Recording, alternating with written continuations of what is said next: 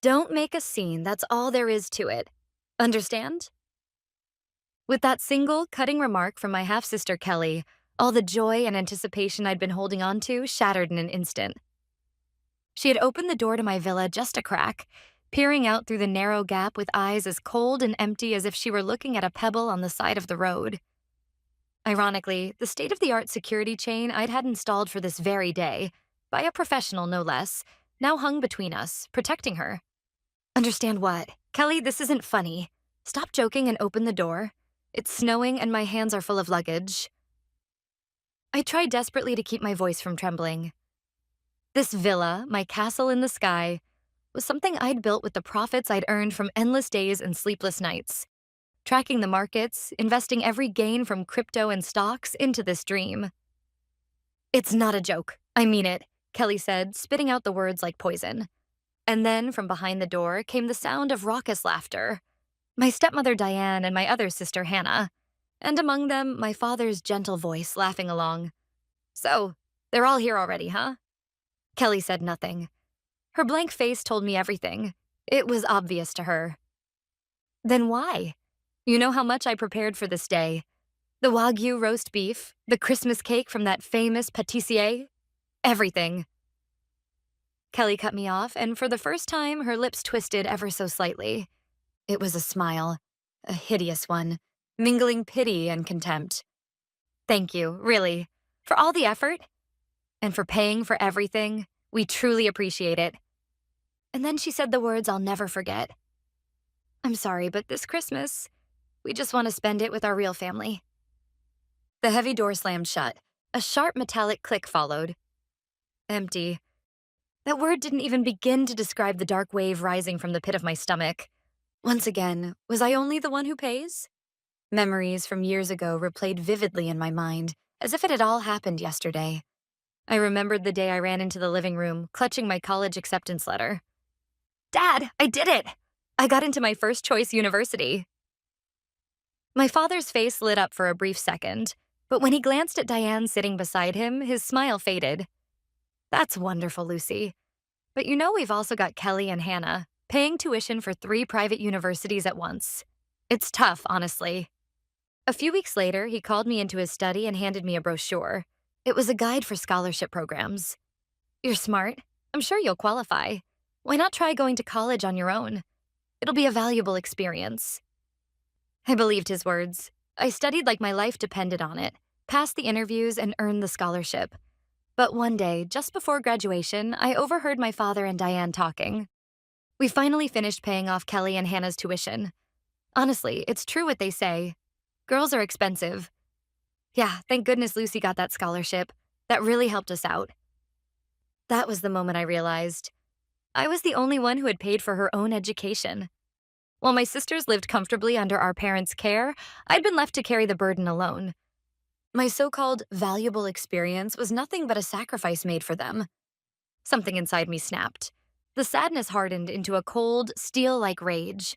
Slowly, I took my phone out of my pocket. Without hesitation, I tapped the 3 digits on the screen. Emergency services. Police, fire, or medical?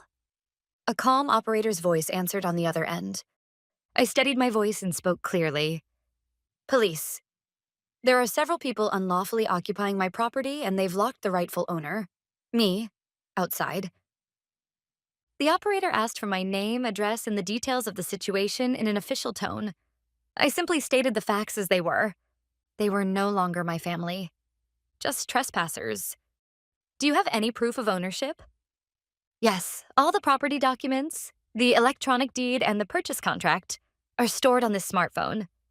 The operator listened, then replied briskly, Understood. We'll dispatch officers immediately. Please stay in your vehicle and keep yourself safe. The line went dead.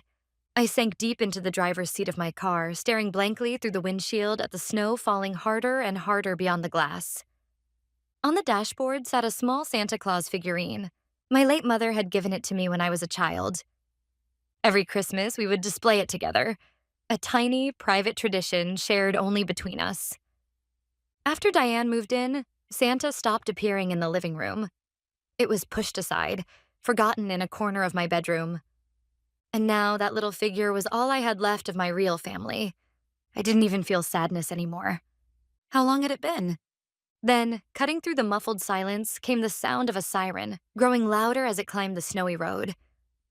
Through the blur of white, I saw a police car slowly but firmly making its way up the drive. It stopped behind my vehicle.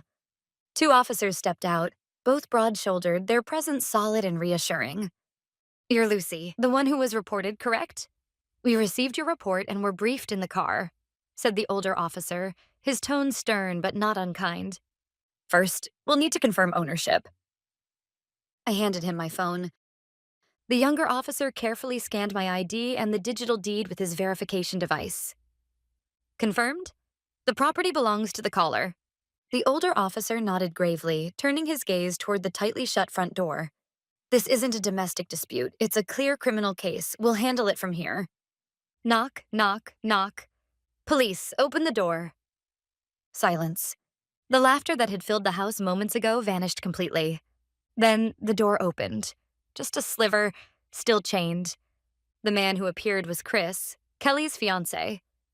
His face froze when he saw the two officers standing outside. "Police, what's going on?" "The owner, Lucy, has filed a report. You are currently trespassing on her property. Everyone inside is to come out immediately." The officer's voice was calm, procedural, devoid of emotion, but each word drained the color from Chris's face. Moments later, Diane appeared from the living room, alarmed by the commotion. "What? Police?" "Chris, what is this about?" Her anger faltered the instant she saw the uniforms. "Oh, officers, has something happened?" "My goodness, out here in this weather, you're working so hard." She smiled sweetly, pretending innocence, her voice dripping with false warmth.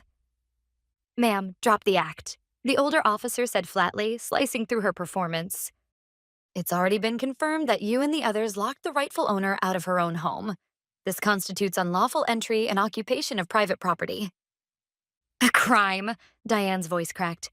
"Don't be ridiculous. This is our daughter's house. What's wrong with spending Christmas as a family?" That was when I stepped forward from behind the officers. I met Diane's eyes head on. "Your daughters are Kelly and Hannah, aren't they? You told me just minutes ago that I'm not part of your real family and you threw me out." At my appearance, Diane gasped and her face flushing crimson. "Lucy, how could you do this? Bringing the police into a family matter? Do you want to disgrace us?" "The only ones disgracing this family are you," I said, cutting across her words, firmly for the first time in my life. "This is my house, and you are nothing but intruders who broke in without my permission." At my first ever rebuttal, Diane was momentarily lost for words. Then, as if remembering her role, she collapsed dramatically into my father's arms, sobbing like a tragic heroine finally undone. "Honey, listen, Lucy's treating us like criminals." My father looked from me to the officers, his face tight with discomfort. Then came the same tired line he'd used my whole life. "Officers, please. This is just a misunderstanding. A small family issue. I'm sure we can resolve it peacefully if we talk." As I looked at him, another memory, buried deep but still burning, rose to the surface once more. When I was in high school, Kelly once framed me for breaking a window that belonged to the school. Of course, I was innocent. But when my father was called to the school, he gave me no chance to defend myself. Out of regard for Diane and Kelly, he simply apologized to my homeroom teacher on my behalf. "It was all my daughter's carelessness. I'm very sorry." On the way home, he turned to me and said, "Lucy, don't make things worse. If you just endure it, everything will stay peaceful." My father had always cared more about keeping the peace than telling the truth. And the one who paid the price for that peace was always me. "Sir?" The older police officer cut through my father's excuses, his tone cold and final. "I'm afraid this can't be dismissed as a misunderstanding. According to our verification, ownership of this property lies entirely with Lucy. None of you have the right to remain here, not for a single second, without her permission." Then, in a voice that carried clearly to everyone present, he delivered his final warning. "This is an official eviction order under the law. You have 5 minutes to gather your belongings and vacate the premises. Failure to comply will result in immediate arrest for unlawful entry and refusal to leave private property. The word arrest struck the air like a blade, sharp and undeniable. The fiancé of my sisters turned pale and stumbled backward a few steps. It was written all over their faces. They wanted nothing more than to cut ties with this ridiculous family and disappear. Hannah crumpled to the floor, sobbing like a child. Only Diane still refused to accept reality, her mouth twisting as she tried to shout something back.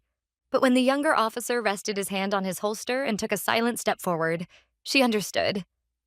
The perfect Christmas she had planned was collapsing in the worst possible way. The officer's deadline, 5 minutes, hung over them like the timer of some cruel game. Gone was their arrogance.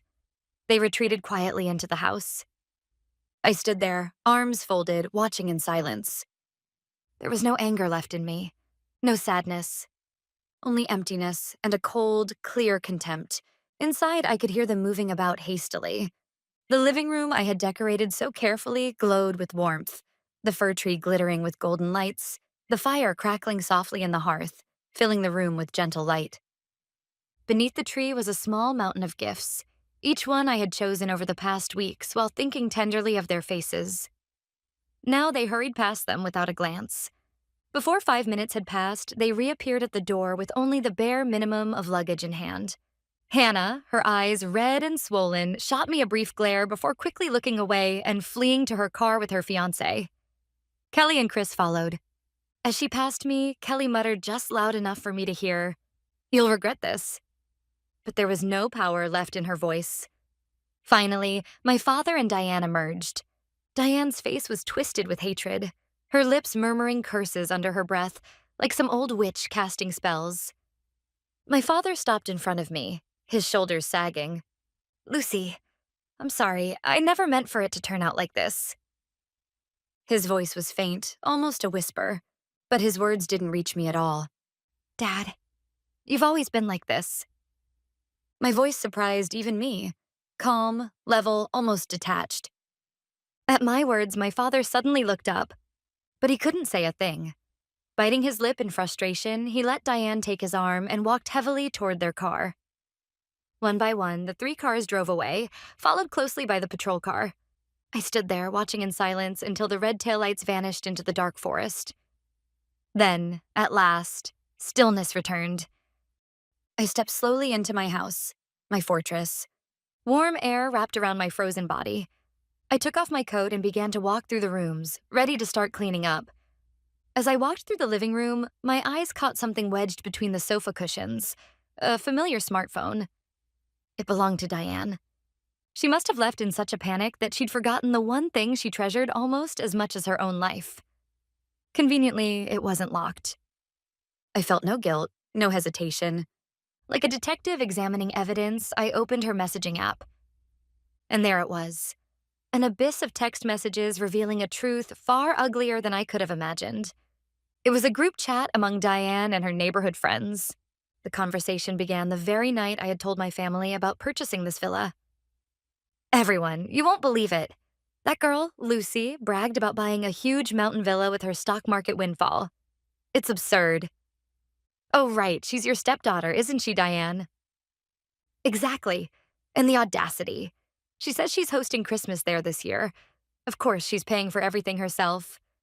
I suppose she just wants to show off. Well, I'll play along for appearance's sake." My hand trembled with fury as I scrolled. To her friends, she had painted me as the nouveau riche, uncultured girl who throws money around to impress, while casting herself as the gracious, long-suffering mother indulging a foolish child. Then I reached the final message, sent just hours before tonight's disaster. "We're heading to the villa now. Before Lucy arrives, of course. Once she's done preparing and paying for everything, I'll politely send her away. We deserve a real family Christmas without any outsiders. Merry Christmas, everyone." That was the truth. I locked the screen and placed the phone on the table. It wasn't just a forgotten possession. It was proof, undeniable evidence of their betrayal. I would never again let them trample on my life or my dignity. Quietly, but with absolute resolve, I made a vow. I will not let this house become a cursed place, tainted by their filthy memories. I picked up the phone and dialed the number of the one person I could trust completely. "Hello, Lucy. Merry Christmas. How's the party going?" It was Allison, her voice bright and warm like sunlight through clouds. The moment I heard her, the tension inside me finally snapped, and I allowed myself to exhale. Allison, I'm just exhausted. She must have sensed everything. Her tone changed instantly. Serious, grounded. I told her everything. Every detail, every word, without leaving a single thing out. When I finished, there was a long silence. Then, in a voice trembling with controlled anger, she said, I see. I'm coming over, right now. Not alone. Steve, Jenny, and Paul are with me. We're your real family, Lucy. We'll turn this awful Christmas into the best night of your life. Wait for us. Before I could reply, she hung up. Her words, fierce and unwavering, lit a small, precious flame inside my frozen heart. With a firm, all right, I gathered myself and stood up. To prepare for their arrival, I began by erasing every trace of their presence. Every hateful remnant left behind in the living room. Every glass they had used went straight into a trash bag. I stripped the tablecloth and replaced it with a new one. Then I turned to the fireplace. 7 Christmas stockings hung above it. I took down 6 of them, leaving only my own, and threw the rest into the fire without hesitation. The red felt curled and blackened as the flames devoured it. I watched in silence. It was a ritual of farewell, my final goodbye to the person I used to be. 2 hours later, headlights cut through the falling snow, climbing the hill toward the villa. When I opened the front door wide, I saw Allison, Steve, Jenny, and Paul standing there, their faces worried but glowing with warmth. Lucy. Everyone. We said nothing more. We just held each other tightly. Soon, the table was filled with food and wine they had brought, and the house that had been dead silent only hours ago was alive again, filled with laughter, light, and music. The real Christmas had finally begun. It's been a rough night, but here's to Lucy, and to the start of her new life. Cheers. Cheers. I raised my glass, surrounded by the warmth of my friends' laughter, and felt gratitude swell in my chest. The events of the day had stripped me of a false family. But in return, they had shown me what true friendship really meant. When the party had settled a little, I called Allison and Steve, who worked at a law firm, into the study. On the table between us, I placed Diane's smartphone. The evidence. I want you to see this. I opened the group chat and showed them the messages, the sickening exchanges that had mocked and deceived me. Steve read through them slowly, his calm demeanor unbroken, though a deep frown furrowed his brow. When he finally looked up, his voice carried the weight of his profession. Lucy, this is worse than you think, especially this group chat. It's damning. In the right hands, this could destroy Diane's social credibility entirely. Allison leaned forward, eyes wide. What do you mean? You're not planning to leak this online, are you? Steve shook his head firmly. No, that's not our way. What we'll do must be smart, precise, and, above all, legal. Lucy, you're not seeking revenge. What you want is justice. To make them face the weight of their actions within the bounds of the law. Am I right? I nodded firmly. Exactly. I don't want to stoop to their level, but I'm done being silent. Steve's plan was meticulous. First, he would preserve every line of the chat, especially the messages where Diane ridiculed me and detailed her plan. They would be archived as legally valid evidence. Next, we would calculate every cost from the Christmas party down to the last cent. Food, decorations, transportation, even the damaged property. Then, a formal letter of demand for compensation would be sent to my father and Diane by certified mail, accompanied by the report and the selected chat excerpts. They'll probably ignore it, or try to negotiate the amount down. When Steve finished his sentence, his lips curled into a faint, knowing smile. That's when we play our next card, the chat itself. If they refuse to settle, we'll inform the appropriate authorities, your father's company's compliance office and the board of Diane's social association. Not a threat, just the truth presented where it belongs. It was not a violent threat. It was simply the exercise of a rightful act, reporting facts as facts to the proper authorities. For someone like Diane, who prized reputation above all, it would be worse than any prison sentence. So, Lucy, what do you say? Steve asked me. This is the strategy I propose for your fight. Without a moment's doubt, I met his gaze. Do it, exactly as you said. A few days after Christmas, the certified letter was sent from Steve's office, addressed jointly to my father and Diane. Inside were a detailed summary of the incident, a formal claim for damages down to the last item, and an attachment containing carefully selected excerpts from the chat. Just enough to show the truth. They were given 7 days to respond. During that week, I quietly put my affairs in order, with my friend's help. The villa was handed over to a reputable real estate firm, listed as a luxury rental for overseas clients. There was no longer any need for that place to be a place of family memories. When the 7 days passed, I found dozens of missed calls and voicemails from my father. His voice was trembling, drained of its usual authority. "Lucy, please, just talk to me. That letter, what's going on? Diane's beside herself." I listened to the message until the end, my heart cold and still. Then, without calling back, I dialed Steve. A few days later, I met them both again, my father and Diane, in a quiet conference room at Steve's firm. It had only been a few weeks since Christmas, yet they looked unrecognizable. Diane, still wrapped in her designer coat and jewelry, looked like a ghost beneath the paint. Her complexion ashen, dark shadows etched under her eyes. Her pride must have already been shattered. "Then, may I have your answer?" Steve's voice was calm, professional, mercilessly steady. My father trembled as he reached into his bag and took out an envelope. "The full amount you requested is here." But Diane cut him off, her voice sharp and desperate. "Wait. Before you pay, let me say something, Lucy. Are you blackmailing us? If you make those messages public, you'll destroy yourself too. Don't you see that?" Steve didn't so much as blink. "You misunderstand, ma'am. There is no blackmail here. We are simply informing you of the legal options available to us should you refuse a legitimate claim.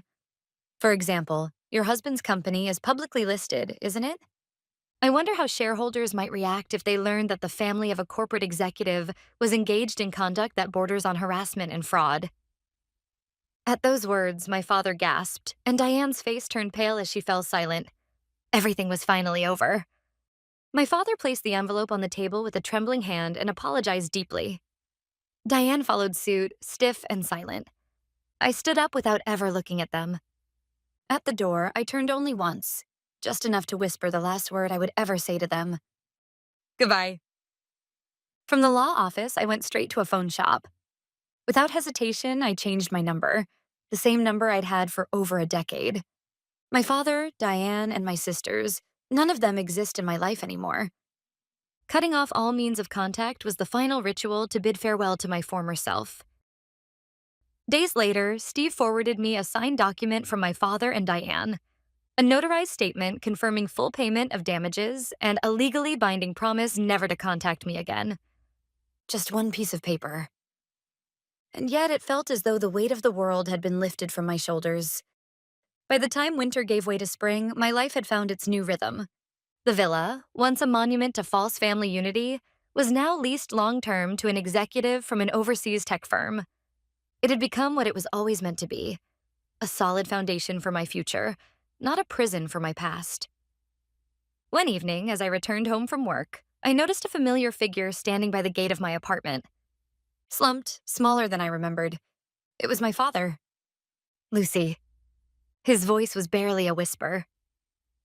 We sat in a quiet cafe nearby.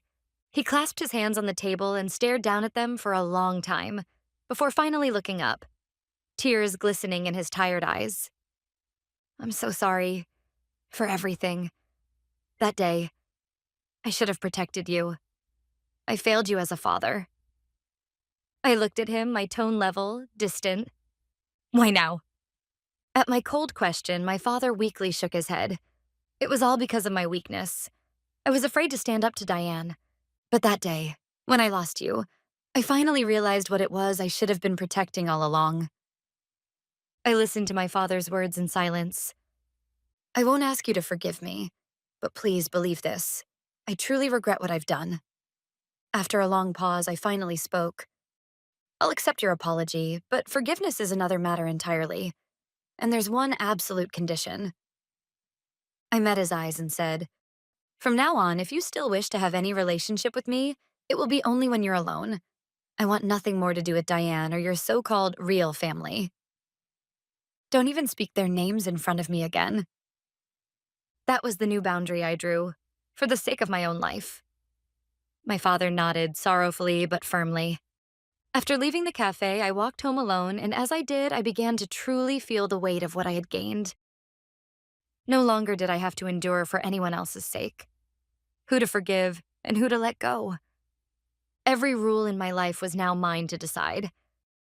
I had lost many things, yes, but in exchange, I had gained the freedom to take control of my own life, a freedom that shone with a brilliance beyond anything I had ever known. My true life was beginning, right here, right now.